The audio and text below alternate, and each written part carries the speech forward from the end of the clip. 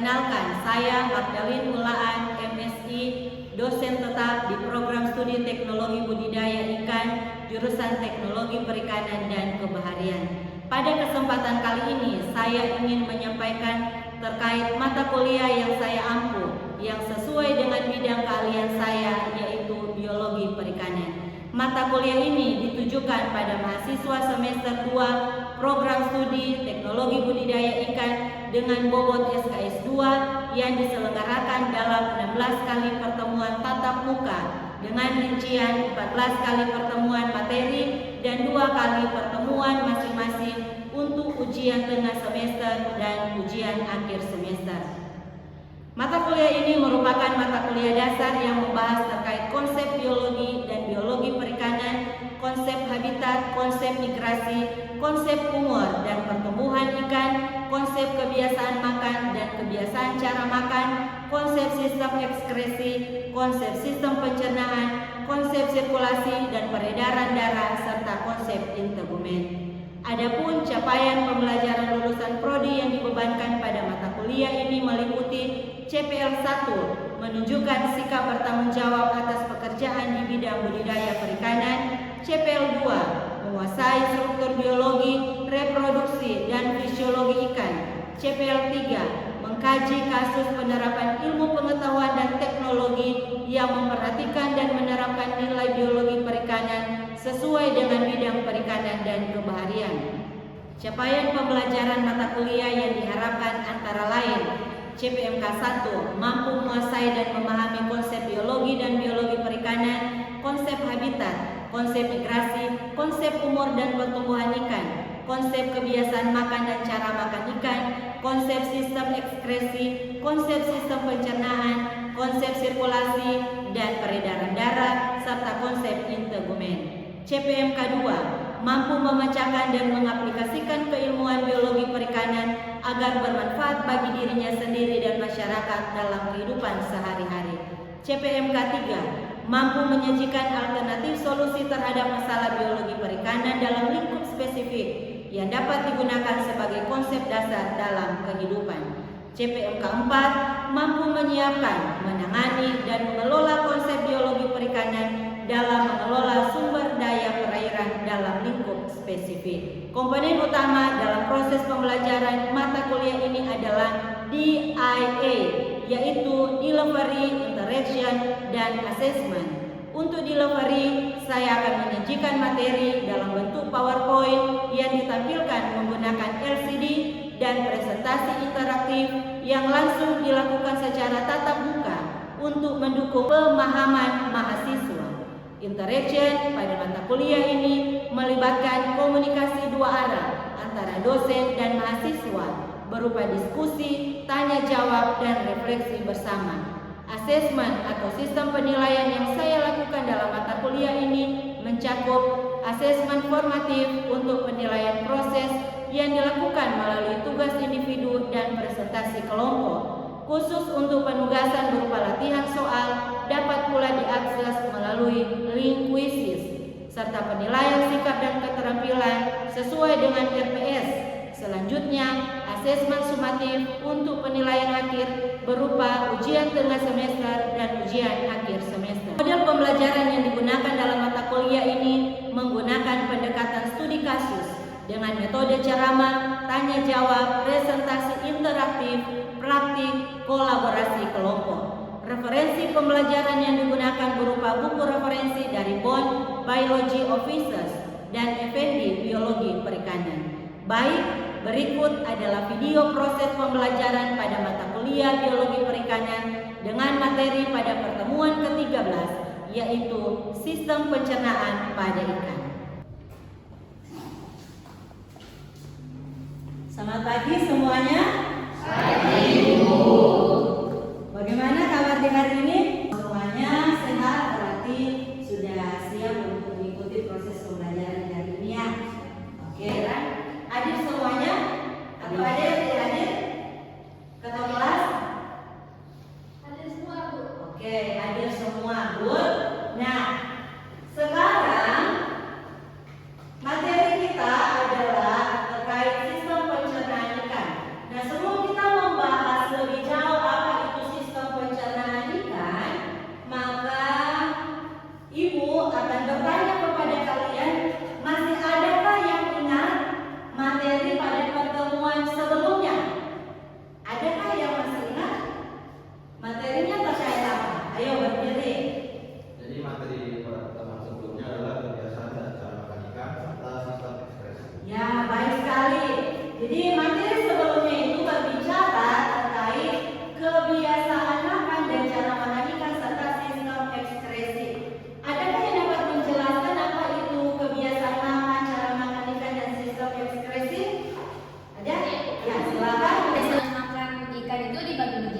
Yang pertama ada karnivora, pemakan daging, Ya. herbivora, pemakan tumbuhan, dan omnivora, pemakan segala. Cara makan ikan dibagi juga menjadi 3. Yang pertama pemarut, yang kedua penyaring, yang ketiga pemangsa. Ya, baik sekali, kita beri tepuk tangan. Materi itu sudah kita pelajari pada pertemuan sebelumnya. Sekarang kita akan lebih fokus pada materi hari ini, yaitu sistem pencernaan pada ikan. Nah, sistem pencernaan pada ikan, sekarang coba perhatikan pada gambar yang ada di depan. Ada 3 jenis ikan. Siapa yang tahu nama ketiga jenis ikan ini? Adakah yang tahu? Boleh silakan berdiri. Spontanitas. Siapa? Saya Bu. Ya, silakan. Dari ketiga ikan ini yang pertama ada ikan bandeng, di mana dia ini pemakan herbivora atau pemakan tumbuhan. Kedua ada ikan kerapu sebagai karnivora atau pemakan ikan kecil. Dan terakhir ada ikan nila, dia pemakan omnivora atau pemakan segalanya. Ya, baik sekali ya. Sampaikan bahwa ada ikan bandeng, ikan kerapu sama ikan nila. Itu kalau kita perhatikan makanan utamanya itu beda-beda setiap jenis ikannya. Ada yang herbivora, ada yang karnivora, ada pula yang omnivora. Karena kalau herbivora itu merupakan kelompok pemakan tumbuhan. Kalau yang omnivora pemakan segalanya. Untuk karnivora adalah pemakan daging. Nah, kita lanjut. Menurut kalian, apakah perbedaan jenis makanan tersebut akan mempengaruhi struktur organ pencernaan ikan? Nah, supaya kita mendapatkan jawabannya, kita akan membahasnya dalam materi kita di saat ini. Namun yang perlu diketahui juga bahwa pada pertemuan kita saat ini ada 2 hal utama yang perlu Anda capai, yaitu pertama, menjelaskan struktur dan fungsi sistem pencernaan ikan, kemudian menghubungkan cara makan ikan dengan adaptasi fisiologi sistem pencernaan. Jadi, tidak hanya mengetahui alat-alat dalam sistem pencernaan tersebut, tapi juga menghubungkannya dengan cara makan ikan yang kalian pelajari pada pertemuan sebelumnya. Berbicara terkait fisiologi berarti fungsi dari alat tersebut. Boleh ini kita capai di pertemuan saat ini? Boleh? Oke, kita lanjut. Nah, konsep sistem pencernaan. Ada yang tahu apa itu sistem pencernaan? Ada yang tahu? Sebelumnya kan sudah pahami loh, sudah belajar terkait apa itu sistem pencernaan. Baik, sekarang coba perhatikan. Konsep dari sistem pencernaan secara umum itu adalah proses penyederhanaan makanan atau molekul kompleks menjadi molekul sederhana agar mudah diserap dan diedarkan melalui peredaran darah yang tujuannya adalah untuk menghasilkan energi atau tenaga. Tidak ada orang selesai makan terus dia merasa lemah kan? Semua pasti akan bertenaga. Nah, namun dalam proses penyederhanaan itu akan melibatkan yang namanya proses mekanisme secara fisik dan kimiawi. Jadi, proses pencernaan ini melibatkan 3 komponen utama. Ada bahannya, berarti ada makanan dan minumannya. Kemudian ada alat pencernaan dan mekanisme yang seperti sudah Ibu sampaikan tadi. Kemudian alat-alat pencernaan ini dibagi menjadi 2. Ada saluran pencernaan dan ada kelenjar pencernaan. Apa saja yang masuk dalam saluran pencernaan? Antara lain adalah mulut, rongga mulut, ada esofagus, ada apa lagi?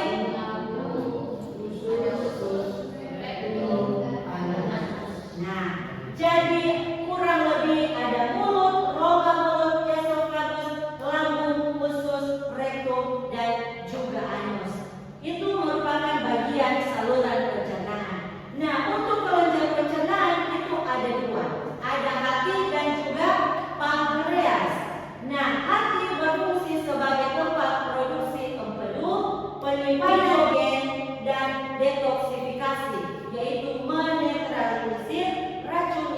terkandung pada makanan. Sementara untuk pankreas merupakan penghasil endokrin berupa hormon insulin dan glukagon. Ada yang tahu fungsi insulin dan glukagon? Nah, fungsi insulin itu adalah menurunkan gula darah, sementara glukagon adalah meningkatkan gula darah. Jadi fungsinya berlawanan. Yang satunya menurunkan, yang satunya meningkatkan. Lalu prosesnya ini dia terjadi secara fisik dan juga secara kimiawi. Seperti apa fisik dan kimiawi? Fisik dan kimiawi itu dimulai dari dalam mulut. Ketika makanan masuk dalam rongga mulut, dia terjadi pencernaan mekanik secara fisik oleh gigi, oleh rahang. Nah, kalau kimiawi melibatkan enzim seperti amilase atau hialin yang fungsinya memecah amilo menjadi maltosa, kemudian ada lipase memecah lemak menjadi asam lemak atau gliserol, kemudian ada protease memecah protein menjadi asam amino. Jadi sekali lagi, pencernaan kimiawi melibatkan yang kuat, melibatkan enzim. Nah, jadi itu ya, ada beberapa enzim yang terlibat dalam proses pencernaan. Sampai di sini ada yang ditanyakan atau boleh dimengerti materinya? Boleh? Oke, itu bagian dari struktur dan alat pencernaan. Kita akan masuk pada adaptasi fisiologi terhadap kebiasaan cara makan ikan. Untuk membahasnya, Ibu akan bagi ke dalam beberapa kelompok yang sudah dibagi pada pertemuan sebelumnya. Ada 2 kelompok kalau tidak salah kan? Ya. Jadi silakan duduk berdasarkan kelompok yang sudah Ibu bagi pada pertemuan sebelumnya. Oke, semuanya silakan duduk berdasarkan kelompok, berdasarkan pembagian kelompok pada pertemuan sebelumnya. Dan Ibu sudah bagikan lembar studi kasus. Jadi silakan kalian mengerjakannya. Ada 2 buah pertanyaan, silakan didiskusikan bersama dengan anggota kelompok yang ada. Dan Cik kasih waktu 5 menit untuk waktu pengerjaan. Boleh? Oke, silakan. Silakan. Ada kendala dalam penyelesaian pertanyaan? Oke, aman. Di kelompok ini ada kesulitan? Tidak ada ya? Oke, silakan dulu. Nanti pada studi kasus tersebut itu terkait hubungan cara makan ikan dengan fisiologi sistem pencernaan. Jadi ada latar belakang kasusnya, ada data hasil pengamatan, sehingga tolong pertanyaannya itu dijawab secara teliti, karena nantinya akan dipresentasikan masing-masing kelompok, mengutus 2 orang untuk mempresentasikan jawabannya. Jadi ini pertanyaannya ada 2. Kelompok 1 nanti akan membahas pertanyaan nomor 1, kelompok 2 membahas pertanyaan nomor 2. Bagaimana, sudah selesai? 2 menit lagi ya waktu tersisa. Waktunya selesai. Sudah semuanya? Sudah. Oke, berarti kita lanjut ke pembahasan di mana setiap kelompok akan menyajikan jawabannya. Kelompok 1 akan memaparkan jawabannya, nanti tolong diperhatikan oleh kelompok 2. Jika ada hal-hal yang mungkin berbeda, nanti silakan dicakapi, begitu selanjutnya. Nanti di giliran kelompok 2 silakan kelompok 1 yang akan menanggapinya. Kita mulai dari kelompok 1. Silakan kelompok 1 untuk memaparkan jawaban pertanyaan nomor 1. Silakan. Sini saja. Sini saja di depan. Ya, boleh. Baik, sekarang saya akan menjelaskan hasil diskusi kelompok kami dari pertanyaan nomor 1 tentang hubungan antara jenis makanan ikan dengan adaptasi sistem pencernaan yang pertama pada usus dan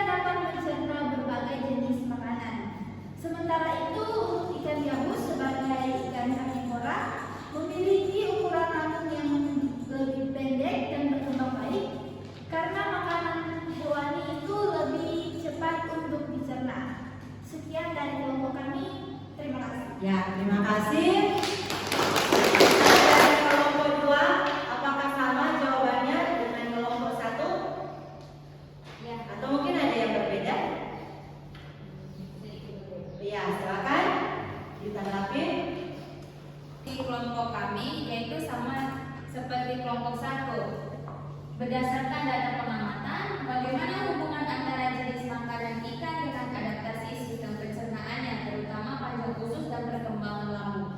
Jadi, setiap jenis makan yang berbeda, setiap ikan memiliki adaptasi fisiologi yang disesuaikan dengan jenis makanannya. Ya, baik.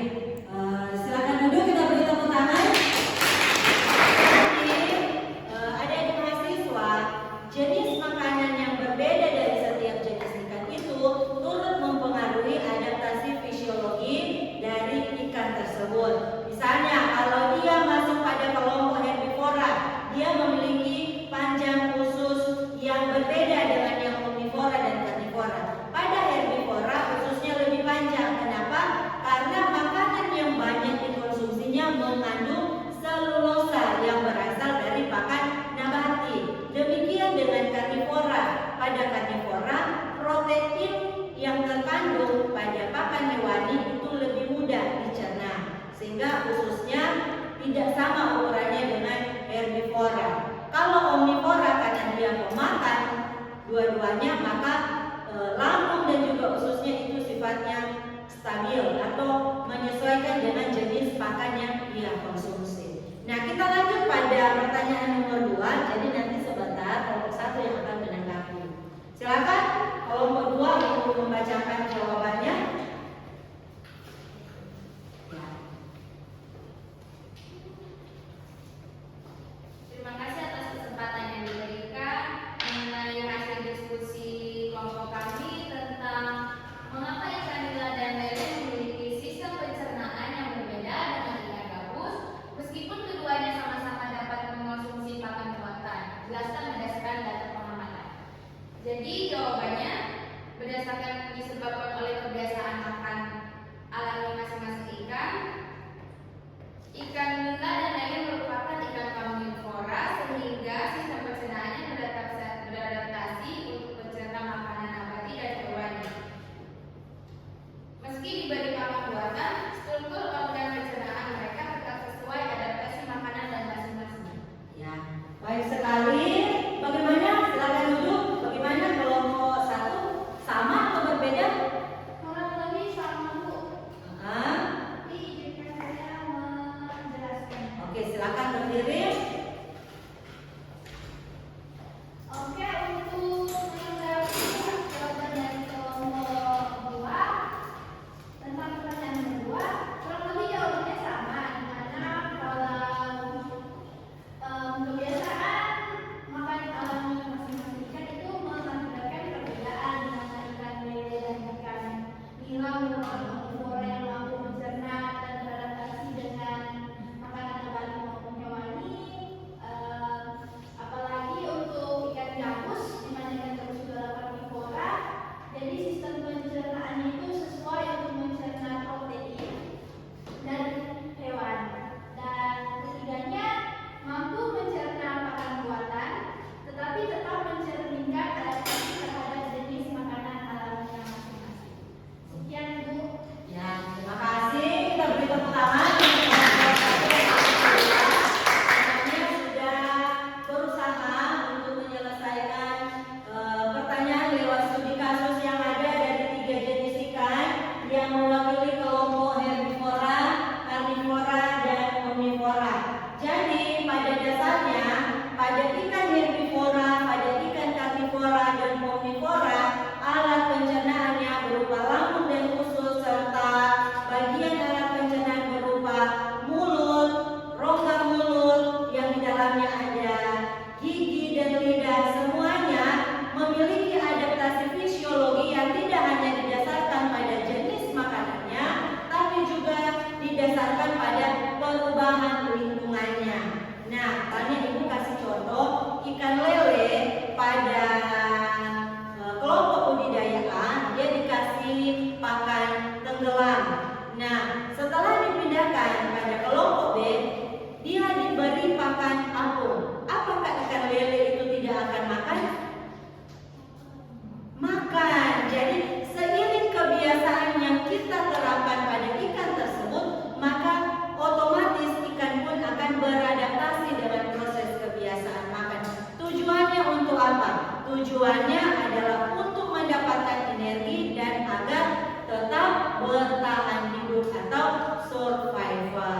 Ini boleh dipahami? Boleh. Ada yang ingin ditanyakan? Ada yang ingin bertanya? Ya, silakan. Jika suatu jenis ikan mengalami perubahan kebiasaan makan akibat perubahan lingkungan atau ketersediaan makan, apakah sistem pencernaan juga dapat beradaptasi? Oke, pertanyaan yang sangat baik. Silakan duduk. Jadi, seiring dengan perubahan lingkungan seperti yang Ibu sampaikan tadi, bahwa perubahan lingkungan jenis makanan itu semua mempengaruhi proses adaptasi suatu organisme. Seperti tadi, ikan lele yang diberikan pakan tenggelam dan pelet, apung, maka dia tetap akan mengkonsumsi pakan tersebut dan itu pun akan beradaptasi pada bagian organ pencernaannya. Ikan lele termasuk dalam kelompok apa tadi? Omnivora. Jadi lambungnya akan berkembang lebih mudah karena dia mengkonsumsi pakan nabati dan hewani. Jadi adaptasi fisiologinya tetap akan berlangsung dengan ketersediaan pakan dan perubahan lingkungan di mana ia berada. Boleh dipahami, Kesya? Ya, baik. Terima kasih. Ada lagi yang mau bertanya? Pas? Oke. Kalau begitu, adakah yang dapat menarik kesimpulan keseluruhan materi kita di saat ini terkait sistem pencernaan? Jadi ada ya. Untuk keseluruhan materi hari ini, kesimpulan yang saya ambil di sini adalah proses pencernaan ini merupakan penyederhanaan mulai kompleks berupa makanan menjadi sederhana agar mudah dicerna dan diserap untuk menghasilkan energi untuk membantu ikan bertahan hidup. Cara ikan makan juga memiliki hubungan erat dengan adaptasi fisiologi sistem pencernaannya. Perbedaan jenis makanan menyebabkan adanya perbedaan struktur dan fungsi organ pencernaan pada setiap jenis ikan. Dengan demikian, adaptasi pencernaan ikan merupakan bentuk penyesuaian terhadap kebiasaan makan dan lingkungan hidupnya agar proses pencernaan, penyerapan nutrisi, serta pertumbuhan ikan dapat berlangsung secara optimal. Nah, luar biasa, kita beri tepuk tangan. Kesimpulan materi kita di saat ini bahwa proses pencernaan itu secara sederhana adalah penyederhanaan molekul kompleks menjadi sederhana agar mudah dicerna, diserap, dan diedarkan dalam bentuk sari-sari makanan untuk diedarkan ke seluruh sel-sel tubuh guna mendapatkan energi. Setiap alat pencernaan memiliki adaptasi fisiologi agar makanan yang dimakan itu dapat dengan mudah dicerna untuk menghasilkan energi guna ikan melangsungkan pertumbuhan dan perkembangannya. Nah, boleh dipahami sampai di sini materi kita? Boleh? Boleh. Waktunya Ibu akan memberikan pertanyaan dalam bentuk evaluasi. Nah, kalau tadi dikerjakan secara kelompok, sekarang pengerjaannya secara individu. Jadi silakan tempat duduknya diatur seperti semula. Silakan maju ke depan kalau misalnya tidak dapat di-scan dari tempat duduk kalian. Bisa di atas? Bisa dulu. Boleh.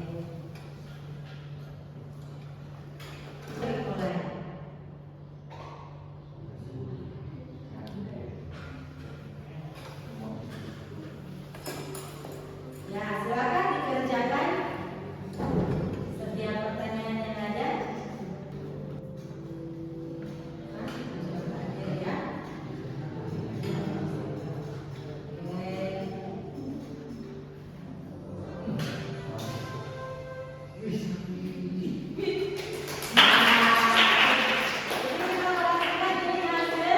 Yang dicapai ada yang juara 1 atas nama Agnes Mekutika. Kemudian yang tadinya 2 Virgi Karesa, yang ketiga adalah Mikaela. Ini kurang lebih hasil evaluasi untuk pemahaman materi kita di saat ini. Bagi yang belum berhasil jangan berkecil hati, lebih giat lagi untuk belajar sebab semua punya kesempatan untuk berprestasi. Baik, semua evaluasi penerimaan materi pun sudah kita lakukan.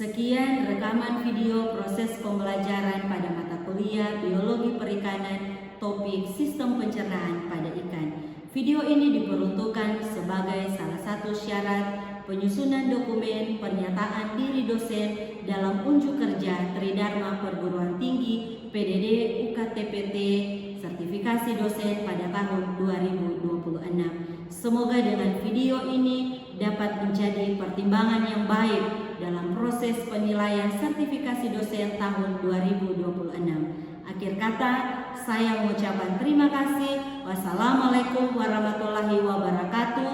Om Swastiastu, Namo Buddhaya, salam kebajikan, Rahayu.